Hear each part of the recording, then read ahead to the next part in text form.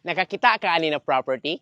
This property akong gi-purchase 2 years ago, amounting to 650,000. Ang market value ani nga property karon is already 1.5 million. So the developer allows me to pay only the 10% of 650,000, 65,000 ug gipa-spread niya nako into 36 months. So nagmonthly lang ko 1,800 pesos per month. Karon ang property is already at its 40%.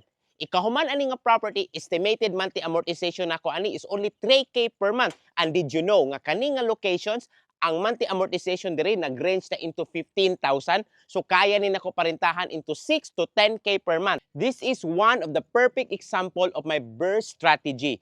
You buy it low price by putting 10% down payment. Dayon, i-renovate nimo. But normally, there's no renovation needed for this one because this is a finished unit. Then, you rent it out. Then, you just repeat the process. By doing this strategy, you buy low price, you renovate, you rent, and you repeat the process. Di lang nimo mahibawan. Daghan na kag property nga gi-accumulate in just 1 year.